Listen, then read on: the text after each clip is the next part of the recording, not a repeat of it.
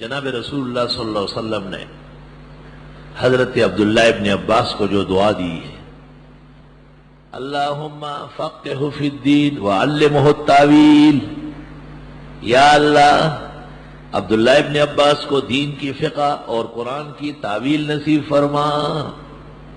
تعویل کا لفظ کہا ہے بخاری شریف میں، اور دوسری روایت اس طرح، اللہم فقہہ فی الدین وعلمہ الکتاب، خدایا اس کو دین کی فقہ دے اور قرآن کی کا فہم دے۔ عجیب بات سنو، ہر دعا میں فقہ مقدم ہے اور تفسیر و تعویل بعد میں ہے۔ تفسیر و تعویل اس شخص سے پڑھو جو فقہ جانتا ہو، فقہا کے دشمنوں سے کام نہیں چلے گا، وہ تو فقہ ہی نہیں ہے، فہم نہیں ہے تو پڑھائے گا کیا؟ اور ایک مثال ہے وہی فقیہ واحد اشد علی الشیطان من الف عابد، مفسر محدث کا ذکر نہیں، فقیہ واحد، سبحان اللہ، ایک فقیہ پوری امت کے لیے کافی۔ مفتی محمود رحمت اللہ علیہ مسئلہ زکوٰۃ کا بیان کر رہے تھے حکومت کے خلاف، اور انتقال ہو گیا۔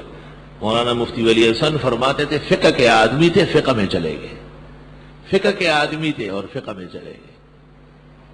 امام ابو یوسف بیمار تھے بہت شدید، لوگ عیادت کے لیے آئے تھے، لوگ عیادت کے لیے آئے، اچانک امام ابو یوسف نے کہا بھائی بات سنو، پہلے دن صرف جمعرہ کبریٰ اس کی رمی واجب ہے، اور دوسرے دن پہلی دوسری تیسری، اور دوسرے دن بھی تیسرے دن بھی، اور رمی اس طرح کیا جائے گا، ایسا مارا جائے گا۔ لوگ سب حیران ہو گئے، جمعرات کا مسئلہ بیان کیا، بس یہ بیان کر کے آنکھیں بند کر دیے، انتقال ہو گیا۔ تو اصل بات یہ تھی کہ امام ابو یوسف کو اندازہ ہو گیا کہ روح قبض ہو رہی ہے، اور مسئلہ یہ ہے کہ جس وقت رمی ہوتی ہے تو پورے جزیرے کے اندر شیطان زخمی ہو جاتے ہیں سارے، بلکہ ایک روایت میں پوری کائنات میں جہاں کہیں شیطان ہے، حاجی جو وہاں کنکر پھینکتے ہیں اس سے شیطان کو زخم ہوتے ہیں۔ اور استاد جب درس کے اندر جمعرات پڑھاتے ہیں اور استاد قابل ہو اور وہ رمی کی شکل کرے طالبوں کو اس طرح، تو اس سے بھی تمام شیاطین جہاں جہاں ہوں سب کے سب رجم ہو جاتے ہیں۔ تو امام ابو یوسف شیطان کے شر سے بچنے کے لیے انہوں نے یہ تدبیر کر لی فوراً، شیطان ہٹ سے سامنے سے۔ فقہ اللہ رب العالمین نے کیسے شان عطا کی، فقیہ واحد اشد علی الشیطان من الف عابد۔ جریج رحمت اللہ علیہ کتنے بڑے ولی کامل، جریج بخاری شریف میں ہے، بنی اسرائیل میں ایک نیک صالح اللہ کا کامل ولی و بندہ تھا، نمازیں پڑھتا تھا بڑے شوق سے۔ ایک دن نماز میں کھڑا تھا اور ماں نے اس کو کہا یا جریج، وہ بیٹے جریج، اس نے کہا الہی امی و صلاتی، شیخ الہند شرح تقریر میں کہتے ہیں دل میں کہا تھا خدایا امی پکار رہی ہے اور نماز بھی پڑھ رہا ہوں۔ تو اس نے نماز پوری کر لی اور اس کی ماں تڑپ گئی، تو اس نے کہا اللہم لا تمتہ حتی تریہ وجوہ المومسات، خدایا اس بیٹے نے مجھے آواز نہیں دی، مرنے سے پہلے پہلے اس کو ذلیل کر لے۔ غیرتی ماں تھی، کاغذ والی ماں نہیں تھی، کاغذی ماں جو بچوں کی شرارت سے خوش ہو۔ جار اللہ سے مخشری کہتے ہیں میں نے چڑیا پکڑی تھی اور اس کی ٹانگ میں دھاگا ڈال کے چڑی پر بٹھائی تھی، ماں نے کہا اس غریب کی ٹانگ ٹوٹ جائے گی، میں نے کہا نہیں ٹوٹتی، وہ اچانک اڑ گئی، ٹانگ ٹوٹ گئی، تو کہا میری ماں خفا ہو گئی اور مجھے بد دعا دی کہ اللہ تجھے بھی لنگڑا کر دے جیسے اس غریب کو لنگڑا کیا۔ جار اللہ سے مخشری کہتے ہیں میری ٹانگ خود بخود ٹیڑھی ہو گئی، اور بہت افسوس کرتے تھے عمر بھر کہ مجھے اپنی والدہ کی بد دعا لگ گئی۔ قابل ماں باپ اولاد کی شرارت سے خوش نہیں ہوتے، استغفر اللہ۔ اب جریج کو ماں نے بد دعا دے دی، حالانکہ وہ نماز پڑھ رہا تھا، کیونکہ اس کی غلطی تھی، ماں تکلیف میں تھی بہت زیادہ۔ اب یہ شخص وہاں نمازیں پڑھ رہا ہے خانقاہ میں، اس زمانے میں پیر زیادہ بنگلوں میں نہیں آئے تھے، باہر جنگلوں میں خانقاہوں میں وہی بناتے تھے۔ اب تو پیر بھی بڑے سیاستدان ہو گئے کہ جنگلوں میں کیا رکھا ہوا ہے، شہر میں سونا چاندی نیچے اتر آئے، اور پھر سارے کام جو پیسے جمع کرنے گئے تھے اس میں لگ گئے، پھر بھی پیر ہے۔ دنیا داری اور دینداری دے لرے لرے اور ماں دنیا دار سڑے دیندار لی دل نرے، رحمان بابا ہوئے۔ ایک خاتون بکریاں چراتی تھی، چرواہن تھی، اور وہ کسی چرواہے سے حاملہ ہو گئی۔ جب بچہ دے دیا تو لوگوں نے کہا کہاں سے؟ کہا یہ جو صوفی صاحب اندر بیٹھا ہوا ہے، خانقاہ والوں سے۔ لوگ تو ویسے ان کے مقابلے میں سفید پوشوں کے خلاف شعر ہوتے ہیں، آئے اور صوفی جی کو پکڑا ہو، مارا پیٹا ہو، خانقاہ بھی گرا دیا۔ خانقاہ کیا تھا؟ ایک جھونپڑی تھی، بس غریب کا کوئی ٹرسٹ ہوتا نہیں، سونے چاندی کا بنا لیتا۔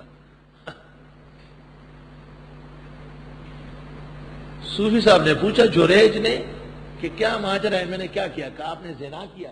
کون کہتا ہے؟ کہ یہ عورت کہ جھوٹی ہے۔ کہا بچہ کدھر ہے؟ کہ یہ ہے۔ کہ اس بچے سے پوچھ لوں؟ تو انہوں نے کہا یہ بچہ بول لے گا؟ کہا اللہ گویا کر دے گا اس کو۔ یا بابوس ممن انتا، بخاری کتاب الصلاۃ، اے ننے کس سے پیدا ہو؟ اس نے کہا انا ابن الرائی، میں فلاں چرواہے کا بچہ ہوں۔ لوگ حیران رہ گئے، یا اللہ اتنا ولی با کرامت لیکن ماں کی بددعا سے نہیں بچ سکا۔ اوف۔ اور لوگ بھی شرمندہ ہو گئے بہت زیادہ کہ ناحق اس غریب کو مارا، یہ تو بے قصور تھا، پاک صاف تھا، صرف ماں کو آواز نہیں دی تھی، ٹائم پر دینے چاہیے تھی، اس وجہ سے مرنے سے پہلے پہلے داغ دبے دیکھ لیے، وجوہ الموں میں ساتھ بدنامی کا چہرہ دیکھ لیا۔ اب یہ واقعہ تو آپ نے سن لیا نا، اب آگے سنو پیغمبر کیا کہتے ہیں۔ یہ تو اسرائیلی واقعہ آپ نے ذکر کیا، اس واقعہ پر جب پیغمبر پہنچے تو آپ نے اس طرح کہا لو کان جریج فقیہا، اگر جریج فقیہ ہوتا لاجاب امہ، تو ماں کو جواب دے دیتا۔ نماز ٹوٹ جاتی نا، نماز جب قضا ہو پھر ادا ہو، نگاہیں جب قضا ہو کب ادا ہو، نماز تو پھر ہو جاتی ہے، لیکن ماں جو تڑپ کے چل بسی اس کا کون ذمہ دار ہو؟ فقیہ راستہ دیتا ہے۔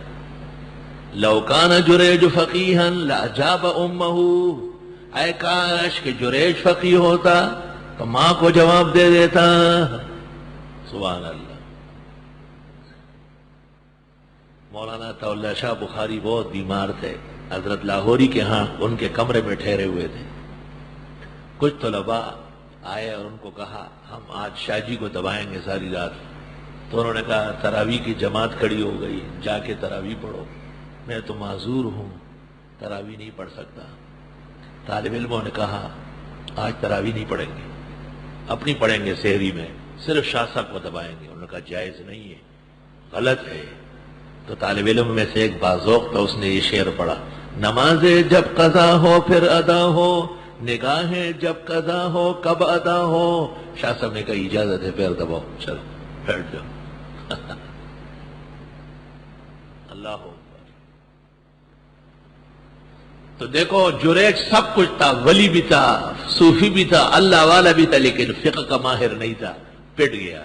معلوم ہوتا ہے کہ بڑے سے بڑے ولی اور پاک دامن متقی و پارسا وہ بھی فقہ کا محتاج ہوگا، فقہ کے بغیر بیس نہیں ہوگا۔ لو کان جریج فقیہا لاجاب امہ۔ آپ کی زندگی میں فقہ کا باب بہت واضح ہے، صلی اللہ علیہ وسلم۔ آپ نے جب حضرت معاذ کو کہا کہ آپ یمن جائیں، یہ واقعہ ابن قیم نے اپنی کتاب اعلام الموقعین صفحہ جلد 2 صفحہ 200 پر لکھا ہے، برجال ثقات و اسانید جیدہ۔ اچھی طرح سنو، اعلام الموقعین ابن قیم کی کتاب 4 جلدوں میں، جلد ثانی کا حوالہ تفسیر زاہدی کے مقدمے میں نے دیا ہے، جلد 2 صفحہ لگا لو، رہ گیا ہے، جلد 2 صفحہ 200۔ واقعہ اس طرح ہے کہ آپ نے معاذ کو کہا کہ معاذ یمن میں تو بہت دنیا ہے، اہل کتاب ہے، سب لوگ آئیں گے، فیصلے کرائیں گے، بما تقضی، فیصلہ کیسے کرو گے؟ انہوں نے کہا بکتاب اللہ، قرآن سے، ان لم تجد فی، اگر قرآن میں نہ ہو، پیغمبر خود فرماتے کہ ایسے علوم ہے جو قرآن میں نہیں ہے۔ انہوں نے کہا بسنت رسول اللہ صلی اللہ علیہ وسلم، رسول اللہ صلی اللہ علیہ وسلم کی سنت سے۔ تو آپ نے کہا ان لم تجد فیہا، اس میں بھی نہ ہو، حضرت خود فرما رہا ہے۔ ٹماٹر، بینگن، آلو، یہ کہاں ہے حدیث شریف میں؟ کہیں بھی نہیں۔ غیر مقلد کہ اتدا ان سے کہو جب تک ٹماٹر، بینگن اور بھنڈی ترئی کا ذکر نہیں آیا حدیث میں اس وقت تک خبردار کھا لیا، بھینس کا ذکر نہیں ہے اس کا گوشت دودھ دونوں روک لو۔ قیاس اور فقہ تو وہ مانتے نہیں۔ آپ نے کہا وہ بھی اگر اس میں بھی نہ ہو تو انہوں نے کہا اجتہد برائے، پھر میں قیاس کروں گا، فقہ استعمال کروں گا۔ تو آپ نے نہیں کہا نو نو نو نو نو ہو پاکستان کے غیر مقلد خفا ہو جائیں گے۔ آپ نے کہا الحمدللہ الذی وفق رسول رسولہ لما یحب و یرضی، خدایا تیرا شکر ہے کہ میرے رسول کو، میرے قاصد کو آپ نے بہترین توفیق عطا فرمائی جو آپ کے ہاں پسندیدہ عمل ہے۔